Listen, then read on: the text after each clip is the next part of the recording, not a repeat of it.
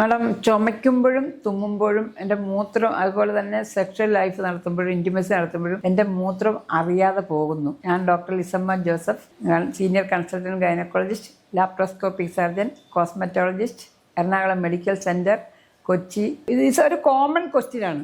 Adolescent age അല്ലെങ്കിൽ ഒരു 30-35 വയസ്സൊക്കെ കഴിഞ്ഞ് 1-2 ഡെലിവറി ഒക്കെ കഴിഞ്ഞിട്ട് അവർ വരും, മൂത്രം അറിയാതെ പോകുന്നു. അല്ലെങ്കിൽ അമ്മമാർ വന്നിട്ട് പെരിമെനോപ്പോസ് ആൻഡ് മെനോപ്പോസൽ ഏജിൽ ചുമയ്ക്കുമ്പോഴും തുമ്മുമ്പോഴും കൺട്രോൾ ഇല്ല, ഞങ്ങളിപ്പോഴും പാട് വെച്ചോണ്ട് നടക്കേണ്ട ഇത് വരുന്നുണ്ട് മാഡം, ഇത് എന്താണെന്ന് ചോദിച്ചാണ് എല്ലാവരും വരുന്നത്. ഇറ്റ്സ് എ കോമൺ കണ്ടീഷനാണ്. ഒന്ന്, നമ്മുടെ മൂത്രസഞ്ചി എന്ന് പറയുന്നത്, മൂത്രസഞ്ചി സാധാരണ നമ്മൾ കോണ്ടിനൻസ് എന്ന് പറയുന്നത് നമ്മുടെ കൺട്രോളിൽ മൂത്രം ഒഴിക്കുന്നതിനാണ് കോണ്ടിനൻസ് എന്ന് പറയുന്നത്.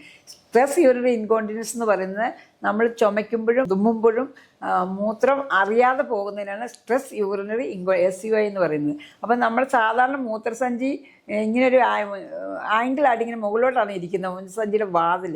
അപ്പോൾ അത് ഈ ഏജ് വരുമ്പം അല്ലെങ്കിൽ ഡെലിവറി കഴിഞ്ഞാൽ അല്ലെങ്കിൽ ഹോർമോണിൻ്റെ ഇംബാലൻസ്, ഈസ്ട്രജൻ പ്രൊജസ്ട്രോൺ ഹോർമോണിൻ്റെ കുറയുന്നതുകൊണ്ട് അത് മസിൽസ് ലാക്സിറ്റി വന്ന് ഇങ്ങനെ നേരെയായി പോകും. പിന്നെ സ്ട്രെയിറ്റ് ആയി പോയി കഴിയുമ്പോഴത്തേക്കും നമ്മൾ അനങ്ങുമ്പോൾ നമ്മുടെ മൂത്രം അറിയാതെ അങ്ങ് പോകും. ഇതിനാണ് സ്ട്രെസ് യൂറിനറി ഇൻകോണ്ടിനൻസ്. അത് പലതരത്തിലുള്ള അറിഞ്ഞ് യൂറിനറി ഇൻകോണ്ടിനൻസ് ഉണ്ട്, അല്ലെങ്കിൽ ബ്ലാഡർ ഫുള്ളായി കഴിഞ്ഞിട്ട് മൂത്രം ഓവർലാപ്പ് ഇങ്ങനെ ഓവർഫ്ലോ ചെയ്യുന്ന ഇത് ഇൻകോണ്ടിനൻസ് ഉണ്ട്. ഞാനിപ്പോൾ ഇവിടെ പറയാൻ ഉദ്ദേശിക്കുന്നത് ഞങ്ങളുടെ ഗൈനക് പ്രോബ്ലമാണ് സ്ട്രെസ് യൂറിനറി ഇൻകോണ്ടിനൻസ് ആണ്. എന്ന് പറഞ്ഞാൽ ഈ ആംഗിൾ ഇങ്ങനെ ഇരുന്ന ആംഗിൾ നേരെയാകുന്നതിന്. അതിൻ്റെ കോസ് എന്ന് പറയുന്നത് സാധാരണ ചില എന്തെങ്കിലും ട്രോമയൊക്കെ വന്നിട്ട് അല്ലെങ്കിൽ മൾട്ടിപ്പിൾ ഡെലിവറി കഴിഞ്ഞിട്ട് വരാം, മൂത്രസഞ്ചി അല്പം ഇറങ്ങി വരാം. മുമ്പേ പ്രൊലാപ്സ് യൂട്രസ് എന്ന് പറഞ്ഞു. അതിൻ്റെ കൂടെ തന്നെ മൂത്രസഞ്ചി ഇങ്ങനെ സ്ലൈഡ് ചെയ്ത് പുറത്തേക്ക് വരിക, അപ്പോൾ അതിൻ്റെ ആംഗിൾ മാറും.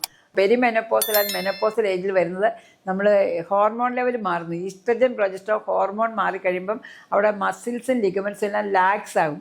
അപ്പോൾ നമ്മൾ പ്രൊലാപ്സ് പോലെ തന്നെ ആ മൂത്രസഞ്ചിയുടെ ഇതും കുറച്ച് താഴോട്ട് ഇറങ്ങി വരും. അപ്പോൾ ആംഗിൾ ഇങ്ങനെയുള്ള ആംഗിൾ മാറും. ഭയങ്കര ബുദ്ധിമുട്ടായിട്ടാണ് വരുന്നത്. ഇത് പലതരത്തിലുള്ള ഡിഗ്രിയാണ്. മൈൽഡ്, മോഡറേറ്റ്, സിവിയർ എന്നുണ്ട്.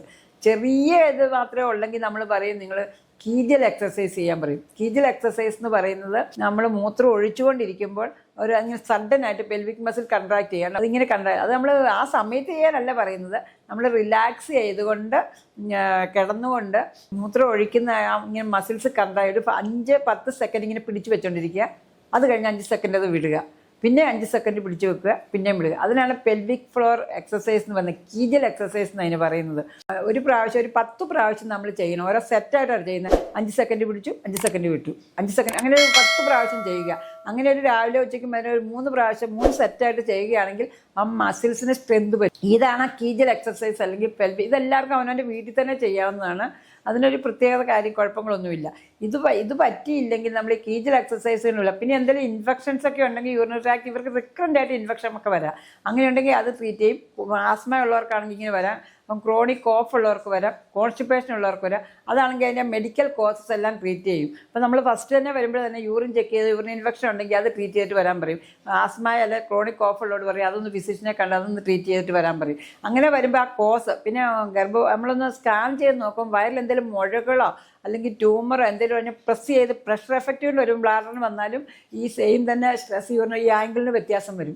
അപ്പോൾ ആ കോസ് നമ്മൾ ട്രീറ്റ് ചെയ്യും. പിന്നെ ഈ എക്സസൈസും പറഞ്ഞു കൊടുത്തിട്ട് പറ്റിയില്ലെങ്കിൽ അടുത്താണ് നമ്മൾ മൈൽഡ് ഡിഗ്രിയിലാണ്. ഇപ്പോൾ ലേസർ ട്രീറ്റ്മെൻറ്റ് ഉണ്ട് നമുക്ക്, അതുപോലെ PRP എന്ന് പറഞ്ഞ ട്രീറ്റ്മെൻറ്റ്, RF ട്രീറ്റ്മെൻറ്റ് ഉണ്ട്. ഇതൊക്കെ വെരി വെരി മൈൽഡ് ആയിട്ടുള്ള. പിന്നെ ഒരു ചെയറേ നമ്മൾ ഇരുത്തും. അങ്ങനെയുള്ള കുറേ മോഡേൺ തിങ്സ് ഇപ്പോൾ അവൈലബിൾ ആണ്. അതുകൊണ്ടും പറ്റിയില്ലെങ്കിലാണ് നമ്മൾ സർജറിയിലേക്ക് പോകുന്നത്. സർജറി ഈ മെഡിക്കൽ ലൈൻ ഞാൻ പറഞ്ഞ ലേസറുണ്ട്, PRP ഉണ്ട്, RF ട്രീറ്റ്മെൻ്റ് ഉണ്ട്, ചെയറയിൽ ഇരുത്തുന്ന കണ്ടീഷനുണ്ട്. അപ്പോൾ ഇതുകൊണ്ട് അതെല്ലാം പെൽവിക് ഫ്ലോർ മസിൽസിനെ കൺട്രാക്ട് ചെയ്യിക്കാൻ വേണ്ടിയുള്ള എക്സസൈസ്. അപ്പോൾ അതിന് സ്ട്രെങ്ത് കൊടുക്കും. ആ മസിൽസിനെ സ്ട്രെങ്ത് കൊടുക്കുമ്പോൾ ഇതിനെ സപ്പോർട്ട് ചെയ്യും. യൂറിത്ര എന്ന് പറഞ്ഞാൽ മൂത്രസഞ്ചിയെ സപ്പോർട്ട് ചെയ്യും. ഇതും പറ്റാത്തവർക്ക് TVT, TOT എന്ന് പറയും. നമ്മളൊരു റിബൺ പോലെ ഒരു സാധനം നെറ്റിൻ്റെ അടിയിലേക്ക് ഇടും. എന്നിട്ട് നമ്മൾ അതൊരു സർജറിയാണത്, അണ്ടർ അനസ്തീഷ്യ ചെയ്യുന്നതാണ്. എന്നിട്ട് നമ്മൾ ആ TVT, TOT സർജറി ചെയ്യും. അപ്പോൾ ആംഗിളിൻ്റെ മുകളിലേക്ക് കയറ്റി വെക്കും. അങ്ങനെ സർജിക്കൽ ട്രീറ്റ്മെൻറ്റും ഉണ്ട്, മെഡിക്കൽ ലൈൻ ഓഫ് ട്രീറ്റ്മെൻറ്റും ഉണ്ട്, എക്സസൈസും ഉണ്ട്, ഫിസിയോതെറാപ്പി. ഇപ്പോൾ ഒത്തിരി വണ്ണമൊക്കെ ഉള്ള ഒരാളാണ് നിങ്ങൾ ഒബേസിറ്റി കുറയ്ക്കാൻ പറയും, ഡയറ്റ്, അങ്ങനത്തെ എല്ലാം ലൈഫ് സ്റ്റൈൽ മോഡിഫിക്കേഷൻ. ഇതെല്ലാം കറക്റ്റായിട്ട് ചെയ്ത് അവരുടെ ലൈഫ് നമുക്കൊരു സ്മാർട്ടാക്കി കൊടുക്കാൻ പറ്റുന്നൊരു കണ്ടീഷനാണ് സ്ട്രെസ് യൂറിനറി ഇൻകോണ്ടിനൻസ്.